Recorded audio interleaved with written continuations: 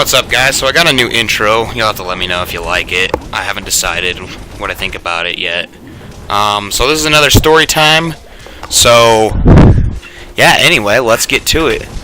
So, when I used to work at Radio Shack, back in the day, like, this was a long time ago, probably like 6 years ago, there was multiple crazy things we did, like, I was tasked with, like, opening the store and, like, opening the safe, that kind of thing, and, like, so I basically kind of had free reign of the entire store. There was never, like, a manager there. It was pretty fun. Like, I remember at one point, we bought, like, those blow dart guns, and you know how they have, like, there's, like, 3 different darts that come with, like, the standard ones you get. Like, you have, like, the steel-tipped darts, you have, like, the ones that actually have, like, the spikes on it, and then you have the ones that are, like, just plastic. And we would just, like, sneak around through, like, Radio Shack just shooting, like, these dart guns at each other.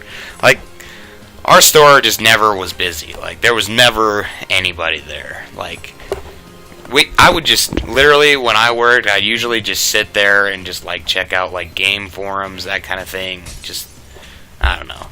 But, yeah, anyway, there was a couple different people that worked there, and, like, there used to be my friend at the time, and he's just, like, he was kind of an asshole, and everybody has that, like, one friend that you don't really, like, but he's always just hangs around, and you have to kind of deal with him, and he was there, and, like, so when I got the job at Radio Shack, it was just me and this other guy, and then, like, my friends came in to see me one time, and, like, one of my friends helped this lady out with this router, and then, like, my manager at the time was like, oh, do you want, like, a job here? And so she, like, offered him a job, and then this other guy, the one that I don't really like that much, he decided to just, like, tag along and apply too. So they ended up getting, like, 2 more people to work at Radio Shack, and it was fucking annoying because, like, I had this problem where I just, like, I had to share hours, and, like, you know, that kind of sucks anyway. So it was like I ended up working like 3 days. One of those guys could only work 1 day, and then the other guy would work the rest of the days. So I either got like 2 or 3 days, and then on top of that, like, I don't mind getting more hours, but the other guy was always calling in sick, like the one that I didn't really like that much. And this guy was just shady. Like, just everything about him was just, like, sketchy. Like, you weren't, like, allowed to smoke there. Like, that was one of their policies. Like they wouldn't hire people that smoked, and he smoked, and I knew he did, but, like, they had no way of, like, telling if he smoked. And so, like, he'd sometimes go out and, like, smoke, and I was just like, I'm like, dude, you know you're not supposed to smoke. Like, why are you doing that? Like, I mean, that just seems trivial. It just seems kind of stupid.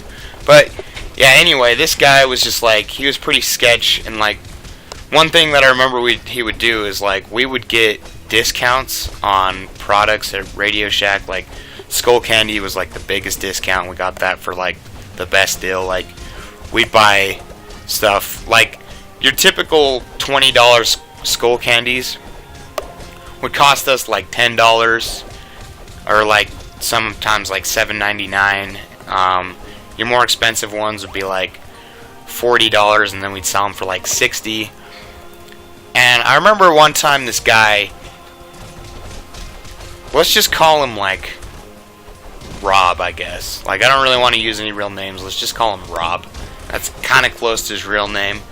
So, Rob, anyway, he buys, like, a pair of headphones, and then he gets his deal, so they're only $40, and then this guy comes in, he's like looking for headphones, and he's like, oh, I can get you a really good deal on headphones. I've already opened them and checked them out, but I'll give them to you for $50. So he makes like this $10 profit on that. I'm like, dude, you can't do that. Like, that's bullshit.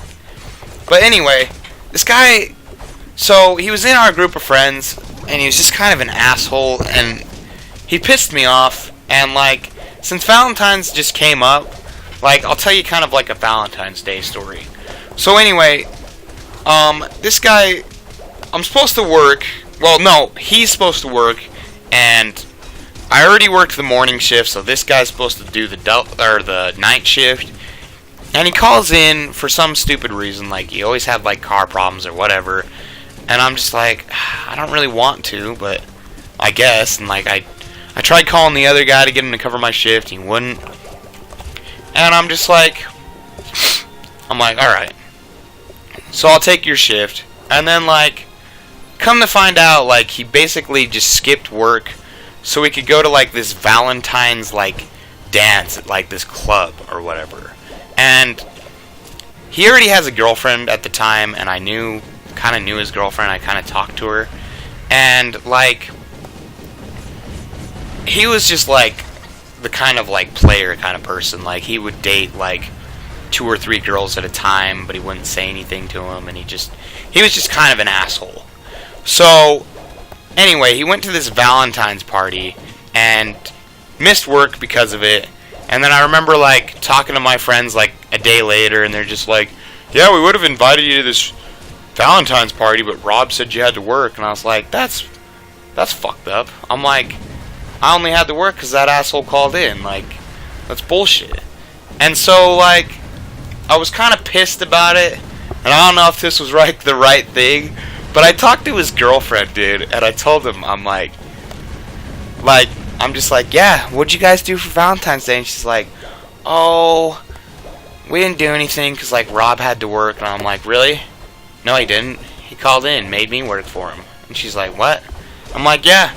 He went to this Valentine's dance with some other chick and, like, was grinding on her and stuff. And she was, like, heartbroken, dude. And, like, she was just, like, pissed. And she was, like, crying and upset. And she's like, she was feeling bad, so she just like, she invited me over, and I just like, I went over there and I ended up like making out with her and just like hanging out with her, and I basically stole this guy's girlfriend. And he found out about it. He was fucking pissed at me, and I'm just like, yeah, that's what you get for being a dick. And then he's just like, he just kept saying all this shit about her that like, that, oh yeah, she's like, does this and this, like, whatever, like, you know, the kind of typical, like, kind of slut-shaming kind of thing. Like, it wasn't true, but it was just, like, bullshit that he said. And so I stole this guy's girlfriend, and, like, I kind of feel bad about it, because I was, like, 19 at the time, and I think she was, like, alright, I'm gonna level with you here. I found out later that she was 14, but I thought she was 17, right? And like 19 dating a 17-year-old, that's not like a huge deal. And like, so what happened is I hung out with that chick like another time, and I was just kind of like hanging out with her, and she just kind of like started like taking her clothes off, and I was just like, I was kind of like, yeah, I don't know about this, because like I already knew she was under my age, so I knew it was like kind of like crossing the line. And I was just like, I was kind of rolling with it for a little bit. And then like, this guy calls me, dude. This, like, so Ron calls me right then. And I'm just like, I look at it and I'm just kind of like, shit. And I'm like, it's probably about fucking Radio Shack, because this guy's always trying to call in. And I pick it up and I answer the phone and I start talking to him. And yeah, he's just like, I was in the next town over, and he's just like, yeah, I'm going to Radio Shack. Did you want like a ride back? And I was like, he thought I was somewhere else. Like, he didn't know that I was with this chick. And he's just like, he's like, yeah, did you want to ride up there? And I'm like, no, I'm good. And then like, I hang up the phone, and that girl just like looked at me, and she was pissed, and you could tell. And she knew it was him. And at that moment, she's like, yeah, I think you need to leave. And she like just put on her clothes, and I was just like, fuck. But at the same time, that chick was underage, and I didn't really do anything with her. And if I would have done something with her, then that would have been like, you know, crossing the line probably. So it's probably better that didn't happen anyway. But it's just, I don't know, it's just kind of insane. And like, since I still have a few more minutes, I'll tell you a couple more things about Radio Shack. We used to have this panic button, right? And I guess the panic button is this thing that you're supposed to call basically if you're being held at gunpoint. Now, I didn't know that.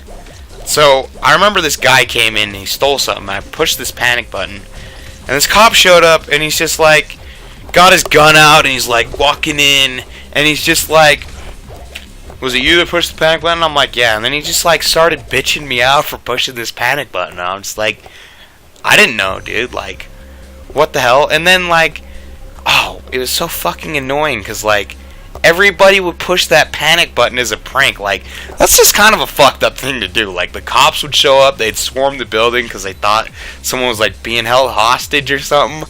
And everybody did that, and it fucking pissed me off so bad. But everyone did that shit. They would just be like, they'd come into Radio Shack, they'd like see that thing, and then they'd push the panic button and like run off. And I'm just like, fuck you guys, man. Like, really? You're gonna do that shit to me? And it got to the point where the panic button was pressed so many times that the cops just didn't do anything about it. They're just like, no. Like, they would call and like check, or like they wouldn't even respond to the panic button. But yeah, anyway, thanks for listening, guys. Let me know if you like that new intro that I did. It's just kind of like a work in progress. I haven't decided what I want to do about it. This game is called Castle Crashers, by the way, and then the other game I kind of like switched to is Soda Dungeon. But yeah, that's it. So have a great day. Thanks for watching.